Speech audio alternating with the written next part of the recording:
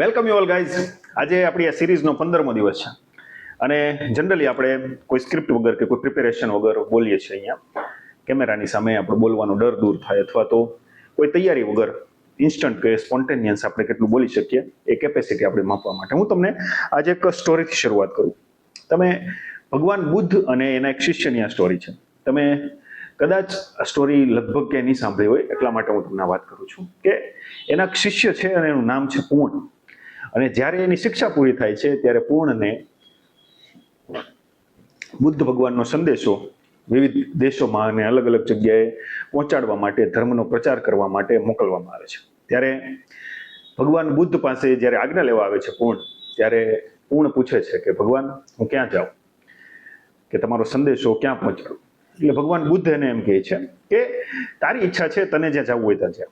એટલે ત્યારે પૂર્ણ નામનો એનો શિષ્ય છે એ ભગવાનને એમ કહે છે કે મારે એક સુખા નામની જગ્યા છે બિહાર પાસે, ત્યાં જવું છે.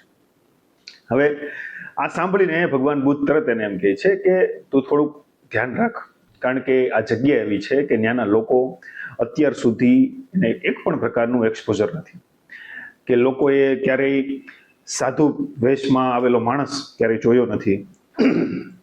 એ લોકો અત્યંત પછાત વર્ગના છે અને કોઈ પણ પ્રકારનું એ લોકોને સમજણ નથી, અને તારું એ લોકો અપમાન કરશે, તને મારશે, આવું બધું કરશે. તો તું ત્યાં જવાનું રહેવા દે, કોઈ બીજી જગ્યા પસંદ કરી. એટલે પૂર્ણ એમ કહે છે કે ભગવાન, જો આવવું હોય તો મારી તો સૌથી વધારે જરૂર ત્યાં છે. તમે જે અમને શીખવાડ્યું છે, તમે જે અમને જીવન પ્રત્યે, આખી મોક્ષ પ્રત્યે, નિર્વાણ પ્રત્યે જે કંઈ અમને જ્ઞાન આપ્યું છે, એ બધા જ જ્ઞાનની સૌથી વધારે જરૂર તો ત્યાં છે. મારે કોઈ રાજા મહારાજાઓને પાસે જઈને એની ઉપર પ્રભાવ પાડીને મારે એ લોકોને કોઈ ઇમ્પ્રેસ નથી કરવા. મારે તો આવા લોકો હોય કે જેને સૌથી વધુ તમે આપેલા જ્ઞાનની જરૂરિયાત હોય એને જ પહોંચાડવું છે. તો ભગવાન બુદ્ધ એને એમ કહે છે કે વાંધો નહીં, તું જા, પણ ખાલી મારા 2-3 સવાલનો જવાબ આપી દે કે ત્યાં તું જઈશ અને તને એ લોકો બધા ગાળો આપશે, તો તને જેવા તેવા શબ્દો કહેશે કે ભાઈ તું અહીંયાનો છે જ નહીં, આમ ને તેમ ને એવું બધું તને કહેવા મળશે, તો તું ત્યાં શું કરીશ? એટલે પૂર્ણ એમ કહે છે કે ભગવાન, આવું તમે મને પૂછો છો, આ બધી તો તમને ખબર જ છે, પણ છતાં હું તમને કહી દઉં કે જો એ લોકો મને ત્યાં ધુતકારશે, મને ગાળો આપશે, અથવા તો મારી સાથે વ્યવહાર સારો નહીં કરે, તો હું એ વસ્તુનો આભાર માનીશ. શું કામ? કારણ કે એ લોકો મને મારી પણ શકતા હતા ને. એના બદલે એ લોકોએ એમ પસંદ કર્યું કે આપણે એને ગાળો આપીએ. તો ભગવાન બુદ્ધ કહે છે વાંધો નહીં, હવે મને એ સવાલનો જવાબ આપ કે હવે તું ન્યા જઈશ અને તને એ લોકો મારવા માંડશે, તો તારી સાથે વ્યવહાર ખરાબ કરશે, તને ફિઝિકલી હાર્મ કરશે, એવું બધું કરશે, તો ત્યારે પૂર્ણ એમ કહે છે કે ભગવાન, તમે હજી મને આ પૂછો છો? તમને તો ખબર જ છે આ બધી વસ્તુની. એ લોકો મારી સાથે એવું કરશે તો હું એ વસ્તુનો પણ આભાર માનીશ. શું કામ? કારણ કે એ લોકો મને સાવ મારી પણ શકતા હતા, મારી પણ નાખી શકતા હતા, મારો જીવ લઈ શકતા હતા. એના બદલે એ લોકોએ મને ખાલી થોડું ઘણું ફિઝિકલ હાર્મ પહોંચાડીને મને એમાંથી મુક્તિ આપી. બરાબર? તો પછી ભગવાન બુદ્ધ એની છેલ્લી પરીક્ષા લેવા માટે એવો સવાલ કરે છે, તમને ખ્યાલ જ હશે છેલ્લો સવાલ શું છે, કે તો પૂર્ણ મને એમ કે હવે જો એ લોકો તને સાવ મારી જ નાખે, કે તારો જીવ જ લઈ લે, તો તને કેવું થાય? ત્યારે પૂર્ણ એમ કહે છે કે ભગવાન, આ વસ્તુ પણ તમને ખબર જ છે, પણ છતાં હું તમને જવાબ આપી દઉં કે ભગવાન, એ જ લોકો જો મને મારી નાખશે તો મને એ વસ્તુનો પણ આનંદ આવશે.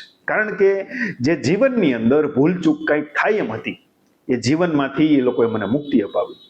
અને આ વસ્તુ કે જે મુક્તિ છે, એમાં તો કોઈ પણ ભૂલચૂક થાય એમ નથી. માટે હું એ લોકોનો ખરા દિલથી આભાર માનીશ કે મને જે જીવનની અંદર કદાચ ભૂલની કોઈ શક્યતા હતી, કોઈ એવી શક્યતાઓ હતી કે જ્યાં હું ભૂલચૂક કરી બેસું, અથવા તો મારાથી કોઈ ખોટું આચરણ થઈ જાય, એમાંથી આ લોકો મને મુક્તિ અપાવશે. અને આ જવાબ સાંભળીને ભગવાન બુદ્ધ એને એમ કહે છે કે જા, હવે તારું જે શિક્ષણ છે એ સંપૂર્ણપણે પૂર્ણ થઈ ગયું છે. અને આ શિષ્યનું નામ પણ સંજોગો વસાત એવું હતું, પૂર્ણ, કે જેને સંપૂર્ણપણે કોઈ વ્યક્તિ પૂર્ણતાની દ્રષ્ટિ હોય એવું આપણે કહી શકીએ. તો મોરલ ઓફ ધ સ્ટોરી અહીંયા એ છે મોરલ ઓફ ધ સ્ટોરી અહીંયા એ છે કે તમારે લાઈફની અંદર કેવી પરિસ્થિતિ માટે તૈયાર રહેવું, અથવા તો તમારી લાઈફમાં જે બનવાનું છે એમાંથી તમારે કેવી કેવી પરિસ્થિતિઓ માટે તૈયાર રહેવું, અને ભવિષ્યમાં જો તમારી સાથે કોઈ બનાવો બને છે તો એને તમે તમારા વર્સ્ટ કેસ સિનારીઓ સાથે કમ્પેર કરીને જે નથી બન્યું એની માટે તમે ગ્રેટિટ્યુડ ભાવ તમારા મનમાં રાખી શકો.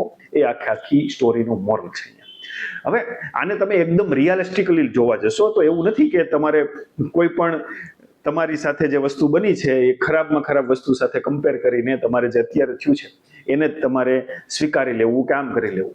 પણ આ વસ્તુ ત્યારે જરૂર પડે છે જ્યારે તમે તમારા સંપૂર્ણ પ્રયત્નો કરી લીધા હોય અને છતાં તમને ધારેલું રિઝલ્ટ ના મળે ત્યારે તમારે શું કરવું. ત્યારે તમારે જે હવે વસ્તુ જે બની ગઈ છે તો બની ગઈ છે, એમાં કોઈ ચેન્જીસ થવાનું નથી, પણ એ વસ્તુનું રિગ્રેટ કરવાને બદલે એ વસ્તુને તમે પોઝિટિવ વેમાં જોઈ શકો તો એમાંથી તમે સારી એવી લાઈફ લર્નિંગ્સ મેળવી શકો. સો કોઈ પણ ફિલોસોફી હોય, કોઈ પણ જ્ઞાન હોય કે કોઈ પણ બુક હોય, આ બધું જ આપણને શું શીખવે કે આપણે કોઈ ખરાબ પરિસ્થિતિમાં હોઈએ ત્યારે આપણે ડિસિઝન કઈ રીતે લેવા, એ પરિસ્થિતિને હેન્ડલ કઈ રીતે કરવી.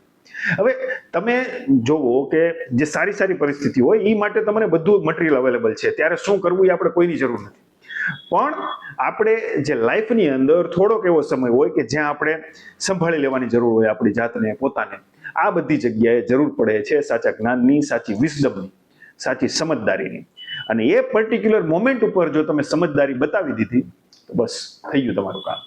સો ધેટ્સ ઇટ. તમને આજનો વિડીયો કેવો લાગ્યો મને કોમેન્ટમાં જણાવજો, અને ઇમ્પ્રુવમેન્ટ્સ કાંઈ હોય તો પણ તમે મને કોમેન્ટમાં જણાવજો, જેનાથી આપણે બહેતર ડે બાય ડે સારી એવી પ્રગતિ કરી શકીએ. So that's it. See you tomorrow. By.